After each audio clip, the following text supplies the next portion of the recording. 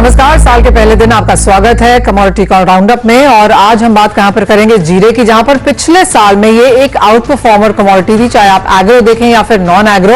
और करीब करीब 95% की बढ़त के साथ जीरे में पिछले साल कारोबार हुआ था। और आज फिर से नए साल में तेजी के साथ यहां पर ऑल टाइम हाइज हमने जीरे में बनते हुए देखे हैं। तो clearly masala pack is on fire. साथ ही बात करेंगे सोने चांदी की, जहां पर हमने फिर से तेजी लौटते हुए देखी है। 1800 के ऊपर पिछले साल की क्लोजिंग के बाद यहां पर फिर से बढ़त देखने को मिली है। तो क्लियरली सस्टेनेबल बेसिस पे, चार्ट्स पे अब $1800 यहां पर होल्ड कर रहा है।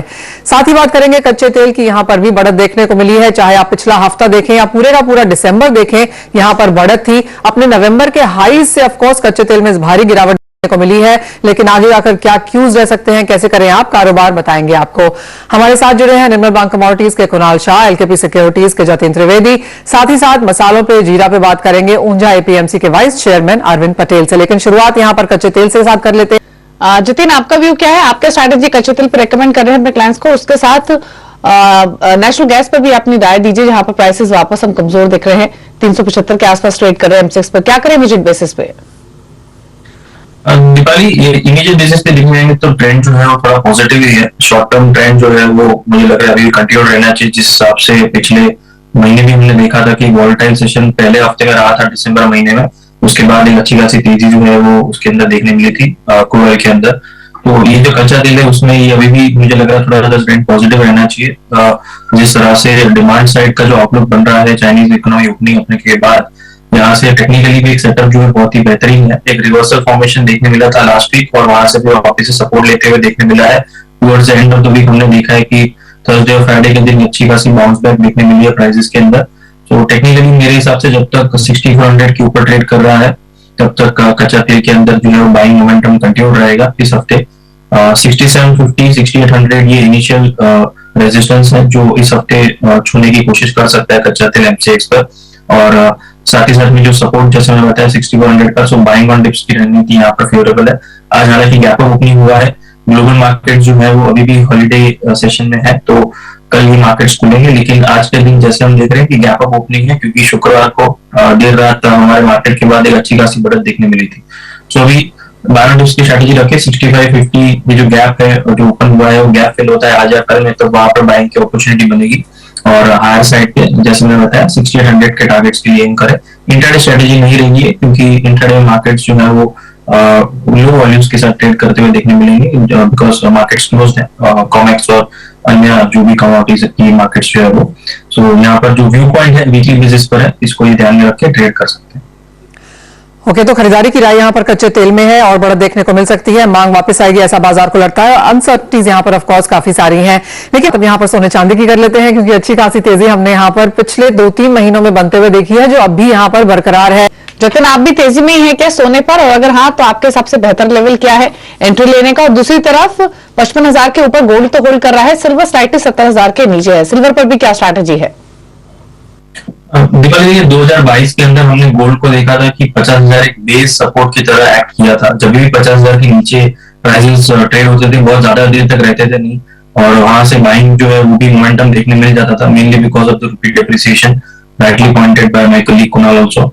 और साथ में ही हमने देखा है कि पिछले 2 साल से कॉमेक्स के अंदर रिटर्न्स जो है वो ईयर ऑन ईयर बेसिस पे देखने जाएंगे तो फ्लैटिश है।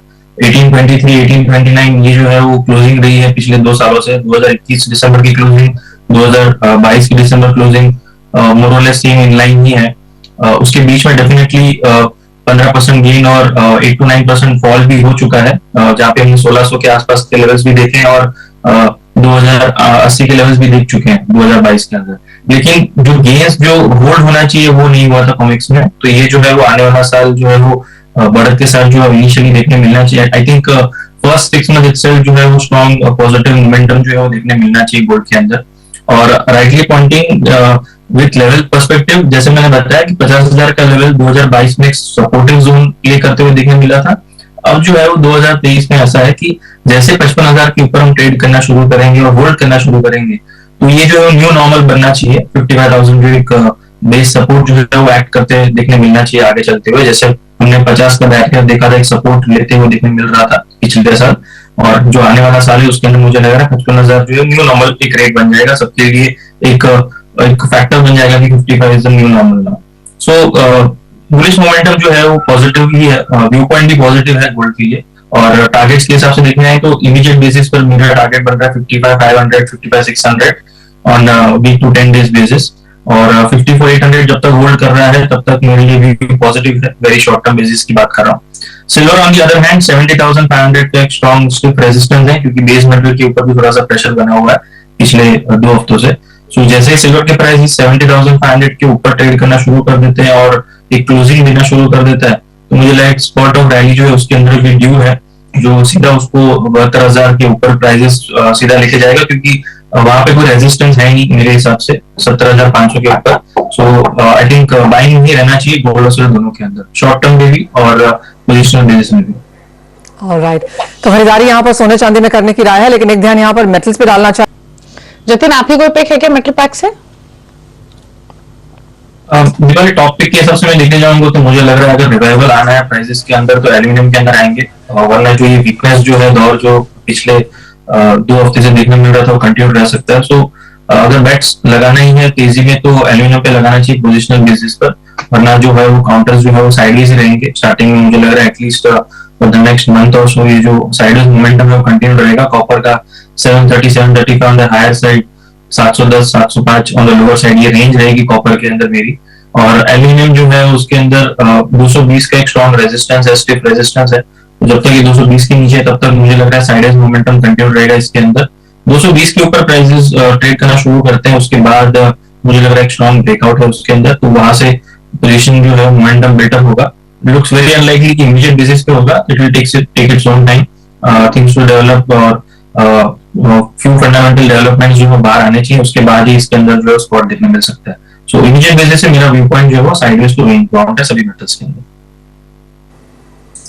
ओके, तो साइडवेज टू रेंज बाउंड रह सकते हैं मेटल पैक, लेकिन एल्यूमिनियम पर आप नजर रखकर चल सकते हैं। शुक्रिया कुणाल और जतिन, आप दोनों का ही आने के लिए, शो में अपने व्यूज देने के लिए, स्ट्रैटेजीज शेयर करने के लिए। शो को समेटने का वक्त है, इसलिए मुझे मनीषा जी को दीजिए इजाजत। ब्रेक के उस पार आप देख सकते हैं फ्यूचर एक्सप्रेस अमित मल्होत्रा के साथ। नमस्कार।